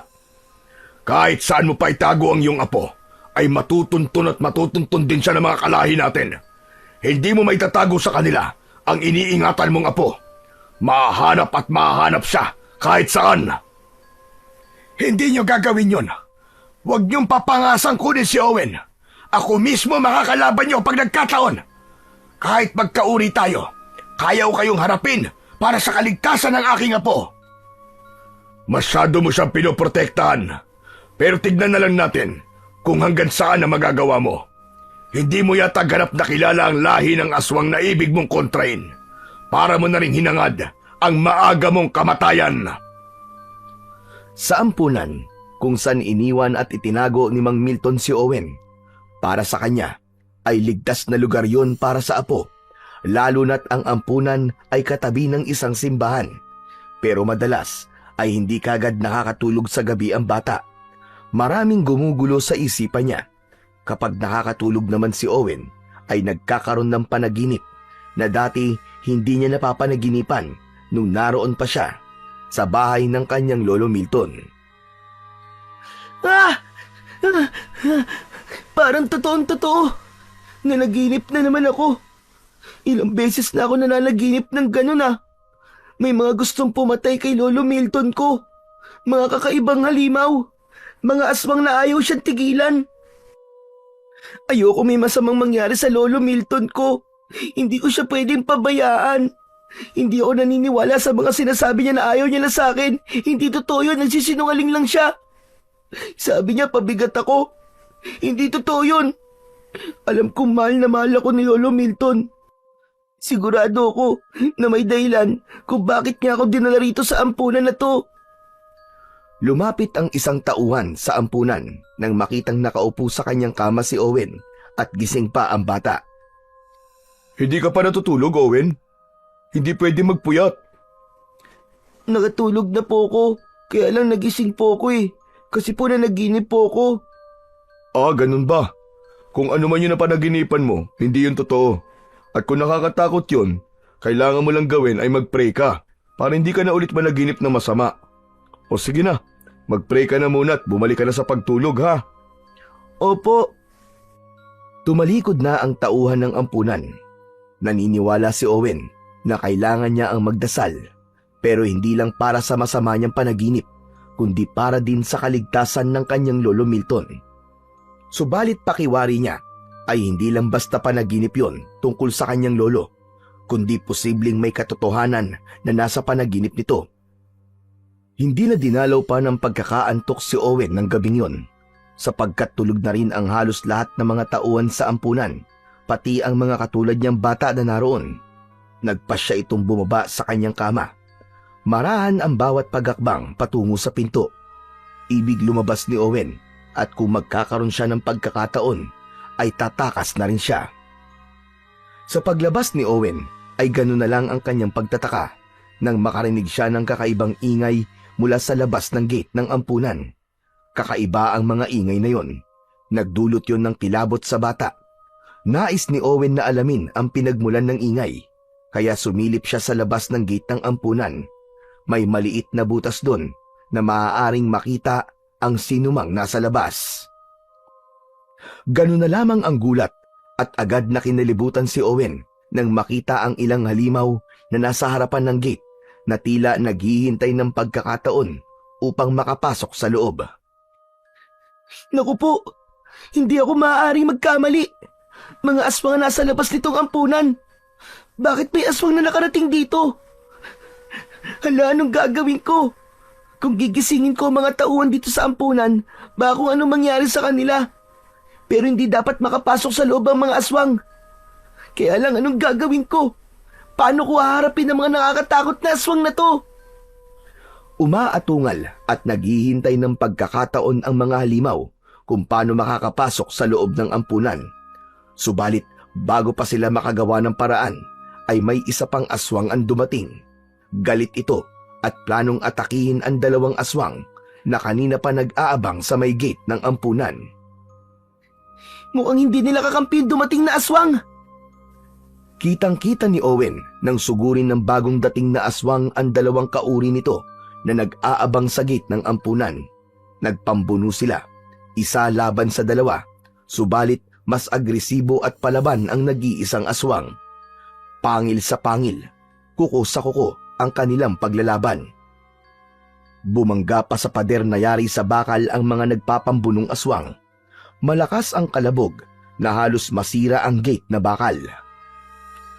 Kapwa sugatan ang mga halimaw, ang kanilang laway ay nagkalap at tumutulo na tila pagod na sila sa kanilang naging sagupaan. Subalit isa man ay ayaw magpaawat. Patay kung patay, tila yun ang nais nilang mangyari. Kilabot naman ang nararamdaman ni Owen habang nakasilip siya sa isang butas at pinapanood ang sagupaan ng mga halimaw. Wala pa rin gustong magpatalo at umurong. Hanggang sa isang malakas na ingay ang narinig ng nagpapambunong mga aswang. Tunog yun ng kampana ng simbahan, hudyat na mag-uumaga na. Kapwa na pahinto sa kanilang engkwentro ang mga halimaw. Napatingala sila sa kalawakan, kasunod ay nagkanya-kanya na ng takbo patungo sa kadiliman. Walang sino man ang nanalo sa labang yun, subalit isang bagay ang tiyak, kapwa sila may mga sugat. Ganap nang kinain ng kadiliman ang mga halimaw na kanina lamang ay nais magpatayan. Tanging si Owen lamang ang nakasaksi ng mga pangyayaring yon. Hindi na rin yun ipinaalam pa ng bata sa mga taga-ampunan. Saka hindi niya tiyak kung paniniwalaan ang mga sasabihin niya tungkol sa mga aswang na nakita niya. Samantala, nagngingit-ngit naman si Gardo habang hinuhugasan ng kakaibang uri ng langis ang mga sugat sa kanyang katawan. Isa siya sa mga aswang na naroon sa may gate ng ampunan, sapagkat gaya ng kanyang sinabi ay matutunto nila ang kinaroroonan ng apo ni Mang Milton. Hindi nga siya nagkamali. Agad nilang nalaman ang lugar na pinag-iwanan sa bata. Sa bahay ampunang yun, naroon nga ang apo ni Milton. Ang batang kailangan namin makuha para maging alay sa aming Panginoon. Kaya lamang, napurnada dahil sa pakikialam ng isang aswang na kauri din namin. At hindi ako maaaring magkamali na si Milton ang aswang na yon. Siya ang umadlang upang hindi kami magtagumpay na makuha ang bata. Pero hindi pa kami tapos. May iba pang pagkakataon. Ang mahalaga ay tiyak na namin kung nasaan ang bata. Kaya babalikan na lamang namin siya. At sa pagbabalik namin, ay dapat matiyak na namin na makukuha na namin ang apo ni Milton. Sa lugar ni Mang Milton ay muntik na siyang mapamura nang biglang sumulpot sa likuran niya at nagsalita si Aling Sebia. Ano ka ba naman, Sebia? Nanggugulat ka naman. Ikaw naman hindi ka pa nasanay sa akin, Milton. Matagal na akong ganire na bigla na labang sumusulpot. Pero dapat ay bumubusina ka naman. Nako! At gusto mo pa yata akong gawing kotse na kailangan bumusina pa. Ayoko lang na nagugulat ako. Paano na lang kung may hawak akong itak tapos ginulat mo ko? Baka natagpas ko ang leg mo. Oy, grabe ka naman dyan. Hindi mo naman magagawa yun, ane. Kaya wag mo nang uulitin ang panggugulat sa akin. Teka, ano ba nangyari sa'yo at may mga sugat ka, Milton? Kanino ka bang nakipag-away, ha? Pwede ba, Sebia? Huwag ka nalang magtanong. Lahat na lang ipinakikialaman mo.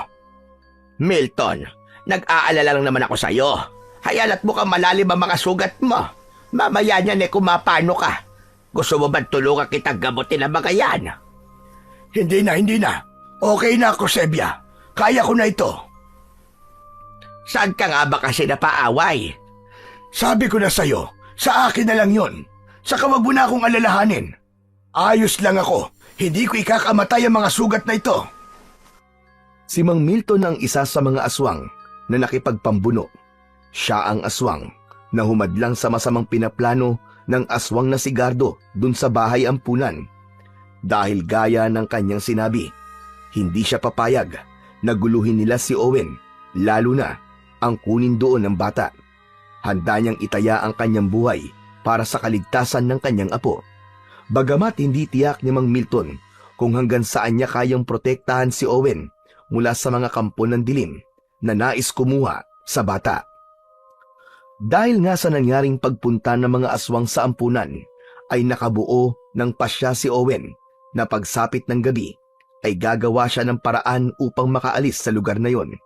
Kailangan maipaalam din niya yon sa kanyang lolo at baka may maitulong ito para sa mga batang naroon sa ampunan. Kaya nagkunwaring maagang natulog si Owen ng gabing yon nang sumapit na ang hating gabi. At tahimik na ang lahat sa loob ng senter ay agad na bumaba ng kanyang kama ang bata.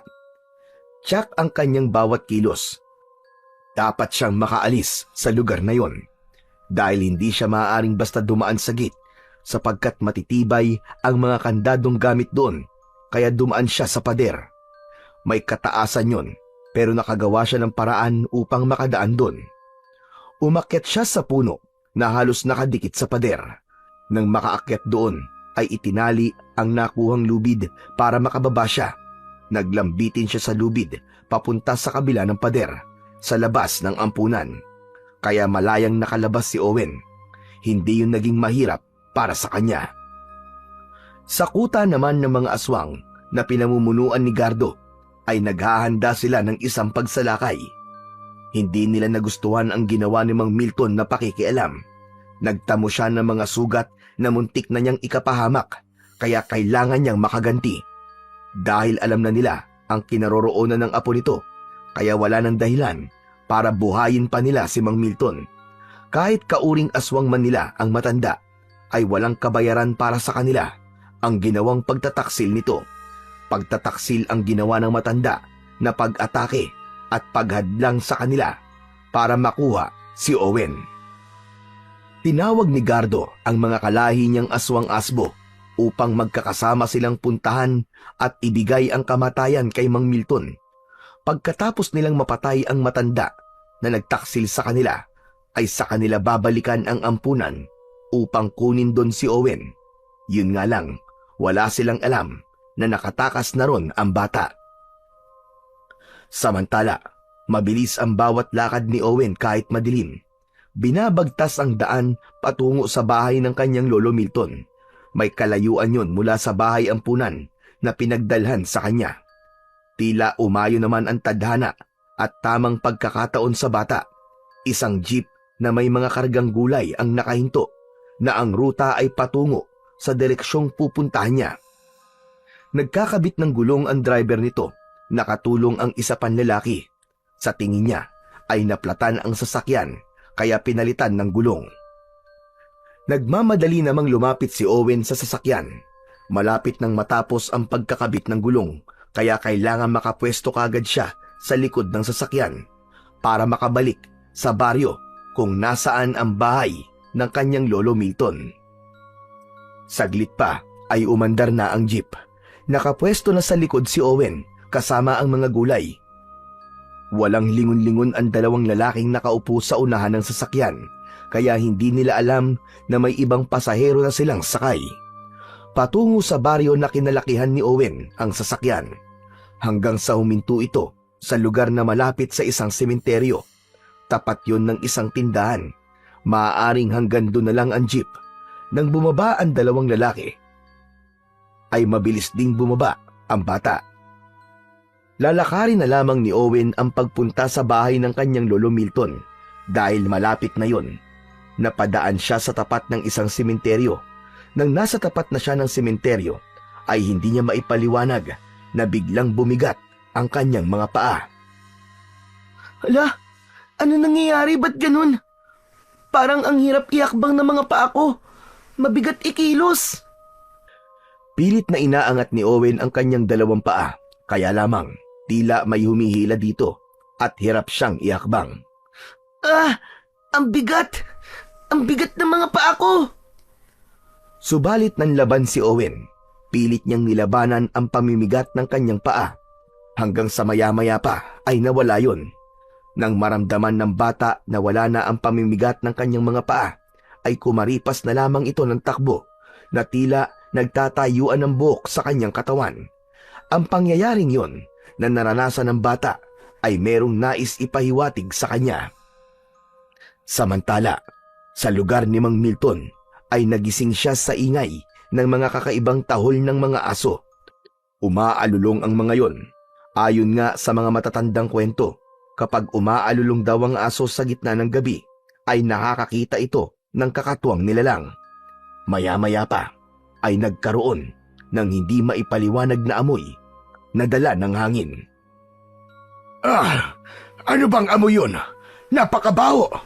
Amoy nabubulok! Hindi mapalagay ang matanda dahil sa mabahong amoy na yon, kaya lumabas siya ng bahay upang alamin kung saan ba yun nanggagaling. Kaya lamang, sa pagbukas ni Mang Milton ng pinto ng kanyang bahay, ay ganoon na lamang ang kanyang sindak dahil sa nabungaran. Maabagin langit! Anong nilalang ka? Ang baho! Naaagnas na bangkay ang nasa harap ni Mang Milton. Hindi siya maaaring magkamali. Isang uri ng aswang ang nasa kanyang harapan. Isa tong aswang amalanhig. Bumabangon mula sa libingan dahil sa isang misyon na hindi natapos gawin. Kaya bumangon ito upang tapusin yon. Tauhan ka rin ba ni Gardo na pinapunta rito para guluhin ako? Hindi niyo po ba ako nakikilala? Itay Milton! Sino ka? At bakit tinatawag akong Itay Milton ng isang amalanhig? Ako ito, Itay Milton. Ang anak niyo.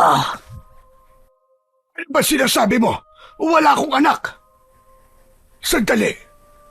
Clara? Ikaw ba yan, Clara? Opo, Itay Milton.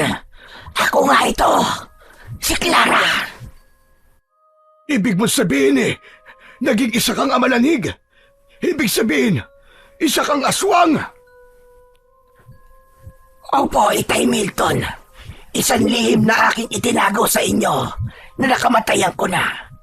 Dahil ang nais ko'y iwan na rin ang ganong uri ng pagkatao. Subalit hindi madali.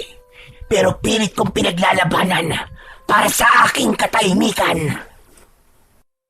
Teka, bakit ka nagbalik? Anong dahilan? Para sa anak ko. Kailangan niya ang tulong ko ngayon, Itay Milton. Dapat ko rin maipasa sa kanyang taglay kong bertud na nasa loob ng aking katawan.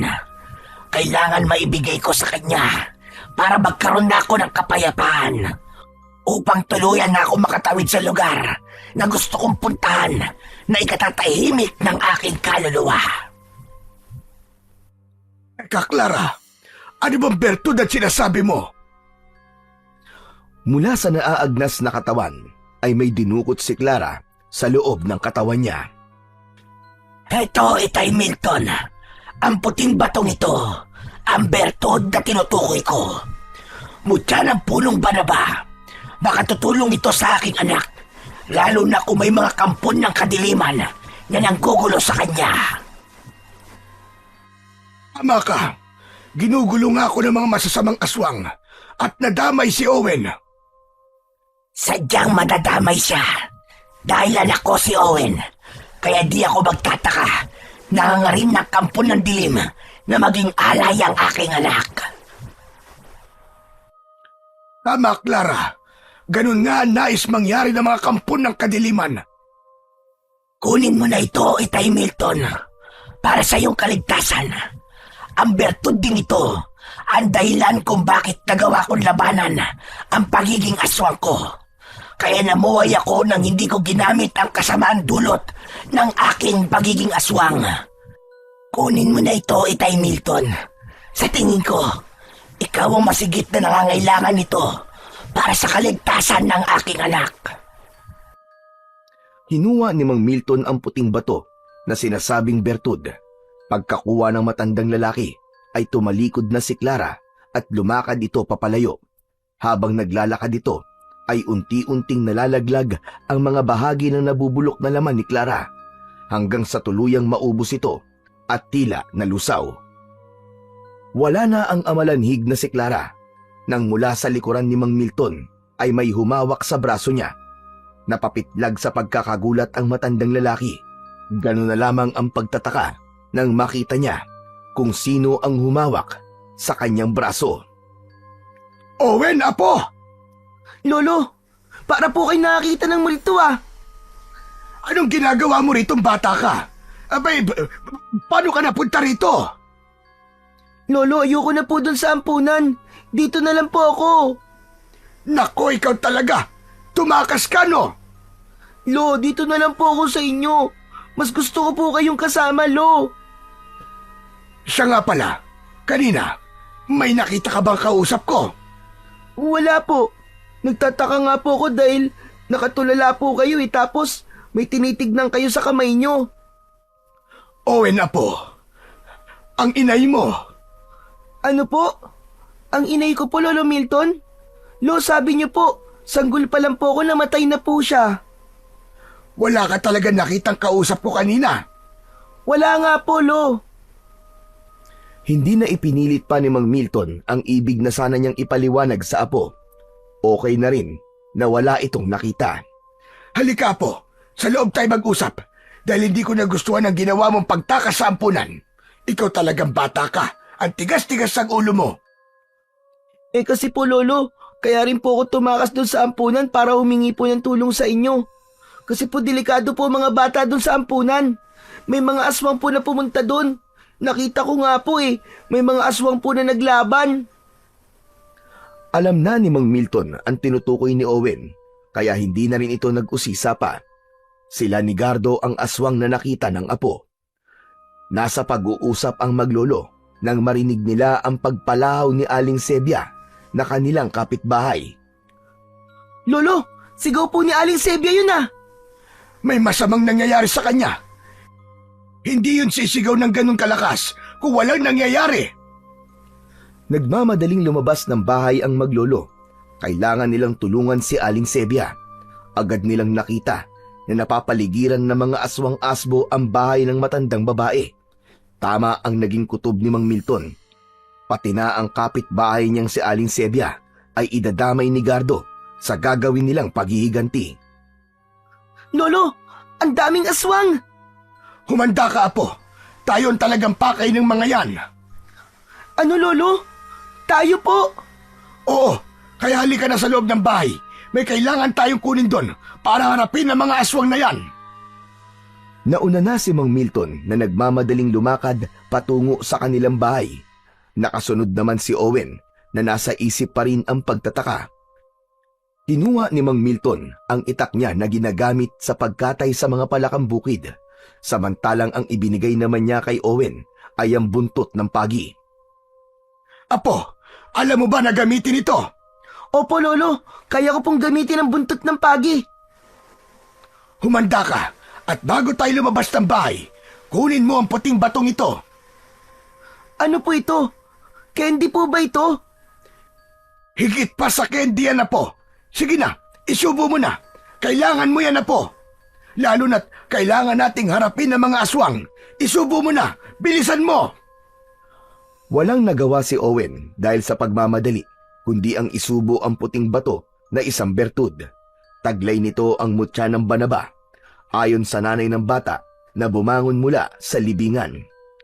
Naubo na tila nasamid pa si Owen pagkalunok sa puting bato. Handa ka na ba, Apo? Kailangan na nating harapin ang mga aswang para matigil na sila sa kanilang pananakot at panggugulo sa atin. Lumabas na ng bahay ang maglolo. Nakahanda na silang harapin ang mga aswang asbo na nanggugulo at nais kumuha kay Owen. Lubayan niyo si Sebia! Mga anak kayo ng Teting! Huwag niyo siyang idamay! Kami ng apo ko ang harapin niyo! Nandito kami! Lolo Milton, nakita na po tayo ng mga aswang. Mga kaapo, tsak na susugod ang mga yan. Kaya humanda ka. Ano mang makikita mo at mga mangyayari, huwag na huwag ka magpapaapekto. Ang misyon natin ay harapin ang mga aswang na yan at talunin. Naiintindihan mo ba ako? Opo, Lolo. Naiintindihan ko po ang mga sinabi niyo. Bago pa umatake ang mga aswang na naroon sa harap ng bahay ni Aling Sebia, ay biglang nagkaroon ng pagbabago sa itsura ni Mang Milton at naging aswang ito. Subalit ang lamang niya ay may hawak siyang sandata na matalas na gulok upang mas maging madali ang pagharap sa mga kalaban. Dahil naman sa ipinalunok na puting bato ni Mang Milton kay Owen na isang uri ng bertud at taglay na mutya, ay nagbago rin ang anyo ng bata. Isang batang aswang na may hawak na buntot ng pagi. Ang maglolong aswang ay handa nang humarap sa mga masasamang aswang na pinamumunuan ni Gardo. Ang aswang na ang hatid ay kasamaan at kamatayan. Samantalang ang misyon naman ng mga aswang na sina Mang Milton at Owen ay upang tapusin ang paghahari ng masasamang aswang. Nagsimula na ngang umatake ang masasamang uri ng aswang. Nagtalikuran pa ang maglolo upang protektahan nila ang bawat isa. Sa bawat pagsugod ng mga halimaw ay matinding pinsala ang mapapala nila mula sa matalas na itak ni Mang Milton. Humihiwa naman at lumilikha ng sugat sa katawan ng mapinsalang aswang ang bawat pagwasiwas ni Owen sa kanyang sandata na buntot ng pagi. Sige! Lumapit pa kayo mga damotres kayo para matikman niyo ang inyong kamatayan! O ano, mga pangit na aswang! Lumapit kayo dito! Sige, lapit pa! Para maramdaman niyo ang sakit ng hagupit ng buntot ng pagi ko! Gardo! Nasaan na ang kayabangan nyo? Naduduwag na ba kayo? Kahit kailan, taksil ka, Milton. Hindi ka dapat naging kauri namin. Ama ka, taksil nga ako. Dahil matagal ko nang itinakwil ang lahi na pagiging masamang aswang. Kaya hindi ko papayagang magpatuloy pa ang kasamaan nyo. Ginawa mo pa talagang kakampi ang alaga mong bata. Dahil hindi ko papayagang maging katulad nyo siya. Lalo nang gawin siyang alay para lamang lumakas pa kayo. Hindi yun mangyayari! Lolo, tapusin na po natin ang aswang na yan. Alam kong isa po siya sa aswang na nagpunta sa ampunan. Tama ka, bata. Isa nga ako ron. Kaya magpasalamat ka at hindi ka namin nakuha ron. E di sana, naging alay ka na sa aming Panginoon. Hindi mangyayari yun. Pangit! Tama na ang satsat. Kailangan wakasan na ang kasamaan nyo at paghahasik ng lagim, Gardo. Magkasamang umatake ang maglolo. Napakabilis ng mga pangyayari. Hindi na yun naiwasan pa ni Gardo.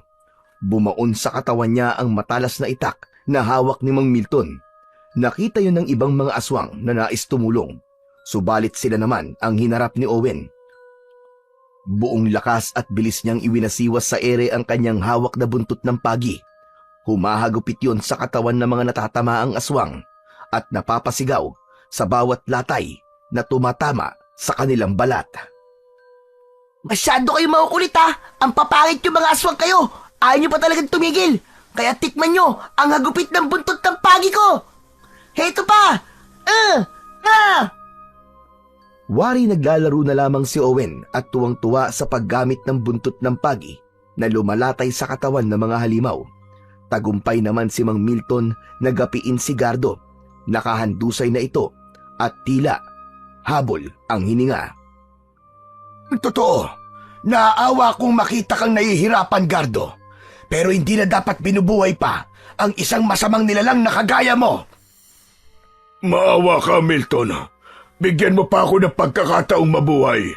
At pangako, anumang kakayahan ko, ipapasa ko sa'yo. Ikaw na mangunguna sa mga aswang. Magiging sunod-sunuran ako sa'yo. Huwag mo na akong linlangin, Gardo. Kilalang-kilala na kita. Alam ko ang pagiging traidor mo. Kung pagbibigyan kita, malamang pagtalikod ko, tatraidorin mo ako. Totoo ang sinasabi ko. Maniwala ka, Milton. Maawa ka sa akin. Bigyan mo ko ng isa pang pagkakataon. Tama na! Tama na ang kadramahan mo! Itinaas ni Mang Milton ang matalas na gulok na hawak ng kanyang dalawang kamay. Sa kabuon lakas at mariin na itinusok sa katawan ni Gardo sa tapat mismo ng kanyang puso. Pumulandit pa ang masaganang dugo at kumalat yun sa lupa. Yun na ang kanyang kamatayan. Paalam na, Gardo. Yan na ang katapusan mo. Sa pagkamatay ng kampon ng dilim ay biglang may lumukob na itim na usok sa lugar na kinaroroonan ng mga namatay na aswang. Nabalot ng itim na usok ang lugar. Saglit pa ay unti-unting nawala ang usok.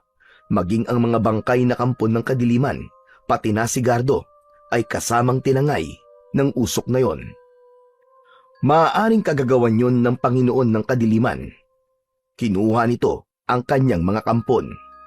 Ngunit kung sakali man na bumumuli ng pangkat ang puwersa ng kadiliman, may magiging katapat na sila at magiging tagapagtanggol ng kapayapaan. Isa ding uri ng aswang. Yun ay sina Mang Milton at Owen, subalit hindi upang maghatid ng takot at lagim, kundi upang magpakalat ng kapayapaan at kaligtasan sa lugar na yon. Uri ng aswang na ang hangad ay kabutihan ng kapwa. Wala nang dahilan para ilayo pa o magkahiwalay sina Mang Milton at si Owen. Tapos na rin ang ikinakabahala ni Mang Milton na kukunin na masamang nilalang ang bata para gawing alay. Kapwa man sila may kakaibang pagkatao at katangian, pero iisang bagay naman ang meron silang pagkakapareho. Yun ay ang hangarin na makatulong at mapanatili ang katahimikan sa baryong yon. Higit sa lahat ay ang tunay na pagmamahal sa isa't isa na hindi mawawala sa kanilang puso, kakaiba man ang kanilang katauhan. Hindi tayo isinilang upang maging masama. Subalit dahil sa iba't ibang kadahilanan ay naliligaw tayo at nabubulid sa paggawa ng kasamaan at kasalanan. Kaya lagi nating isipin na mas mainam pa rin na gawin ang tama at kabutihan upang hindi ito ang maghatid sa atin ng kamatayan at kapahamakan.